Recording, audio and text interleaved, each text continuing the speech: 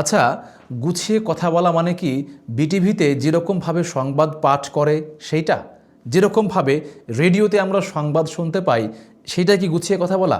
না, ব্যাপারটা ওইরকম অতটা কঠিন বলে মনে করেন না। এই জিনিসটাকে আপনিও ধারণ করতে পারেন, আপনিও গুছিয়ে কথা বলতে পারেন। চলেন আজকে আমি আপনাকে কয়েকটা পয়েন্ট দেই, 7টা পয়েন্ট দেব। এই 7টা পয়েন্ট খেয়াল করে রাখলে আপনি কথা বলে শান্তি পাবেন এবং আপনার কথাটা বেশি ইফেক্টিভ হবে, একই সঙ্গে ওই কথাটা সাজানো গুছানো হবে। নাম্বার 1, কথা বলার সময় 3টি পয়েন্ট করবেন। একটা হচ্ছে ভূমিকা অংশ, একটা হচ্ছে মূল পয়েন্ট, আর একটা হচ্ছে শেষের অংশ। এই 3টা পয়েন্টকে মাথায় রাখবেন। যখন আপনি কথা শুরু করছেন, আপনি শুরুর কথাগুলো কীরকমভাবে বলবেন এটা সাজিয়ে নেবেন, এরপরে মাঝখানের কথাগুলোকে পয়েন্ট পয়েন্ট করে বলবেন, আর শেষে গিয়ে পুরো কথার একটা সামারি দিবেন। তাহলে এইটা হচ্ছে আপনার একটা পয়েন্ট, যে কথা বলার সময় অবশ্যই একটা ভূমিকা অংশ, একটা মাঝখানের অংশ এবং একটা শেষের অংশ, এই ফরম্যাটটা ফলো করবেন। হ্যাঁ, সব জায়গাতে আপনি এটা ফলো করতে পারবেন না, তবে যেইখানে ফলো করা যায়, যখন আপনি বড় কোনো বিষয় নিয়ে কথা বলতে যাচ্ছেন, ওই সময়ে এই জিনিসটা খেয়াল রাখলে আশা করি কার্যকরী হবে। নাম্বার 2, ধীরে ধীরে কথা বলায় অভ্যস্ত হন। আমরা অনেকেই যখন বড় কোনো মানুষের সাথে কথা বলতে যাই, তখন অল্পতেই আমরা হাইপার হয়ে যাই এবং খুব নার্ভাসনেস কাজ করে। মনে হয় যে তিনি ব্যাপারটা কীভাবে দেখছেন, এরকম করতে করতে অনেক জিনিস মাথার মধ্য থেকে হারিয়ে যায়। নিজেকে শান্ত রাখুন এবং শান্ত রেখে কথাগুলোকে ধীরে ধীরে বলার চেষ্টা করেন, যেন একটার সঙ্গে আরেকটা কথা না জুড়ে যায়, একটার সঙ্গে আরেকটা না লেগে যায়। নাম্বার 3, প্র্যাকটিস করার জন্য আপনি রেকর্ড করতে পারেন। আপনি কথা বলছেন, এই কথাটাকে আপনার মোবাইল ফোনের মাধ্যমে রেকর্ড করলেন। এবার ওই রেকর্ডটাকে আপনি একা একা শোনেন। দেখবেন যে আপনার ওই কথার মধ্যে অনেকগুলো অবাঞ্ছিত শব্দ আছে। কেমন? ধরেন যে এক্সট্রা সাউন্ড আছে, আমি ভাবছি, এই শব্দগুলো আছে। আপনি এই জিনিসগুলো নিজে আইডেন্টিফাই করতে পারবেন।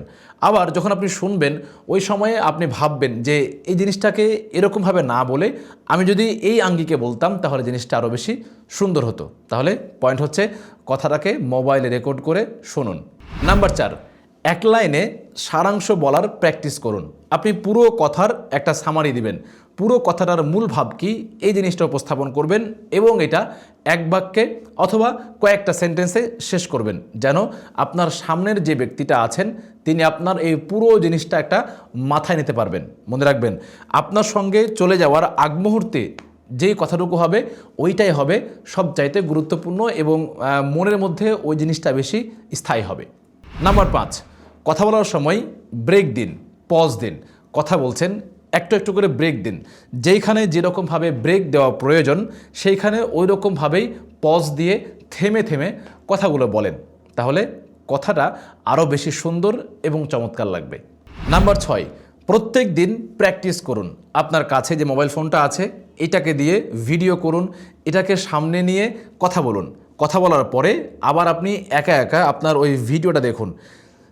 সেইটা যে কোনো টপিক নিয়ে কথা বলতে পারেন। ধরেন যে আজকের কোনো একটা ঘটনা ঘটলো, ওই ঘটনাকে কেন্দ্র করে বললেন, অথবা আপনি কোনো একটা কিছু পড়লেন, সেই পড়ার আলোকে সেটাকে ভিডিও করেন। মোট কথায় প্রত্যেক দিন আপনি নিজেকে প্র্যাকটিস করার সময় দিন। যে সময়টুকুতে আপনি প্র্যাকটিস করবেন, আপনি এইগুলোকে চর্চা করবেন।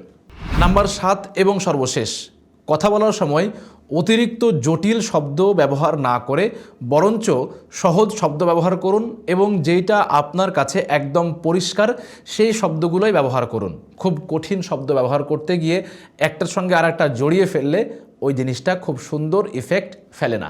সাজিয়ে গুছিয়ে কথা বলতে হলে এই কয়েকটা জিনিস আপাতত খেয়াল রাখলেই চলবে। যদি এবার আমি আপনাকে এক বাক্যে এই পুরো ভিডিওটার সামারি করি, ভালো করে কথা বলতে চান, আগে ভাবেন কি বলবেন, এরপরে পয়েন্ট তৈরি করেন, কোন আঙ্গিকে বলবেন সেই জিনিসটা নিয়ে ভাবেন। তারপর কথা বলার সময় পজ দিন, বিশ্রাম নিন, ধীরে ধীরে কথাগুলো বলেন, তারপর শেষে একটা সামারি টানেন। ধন্যবাদ।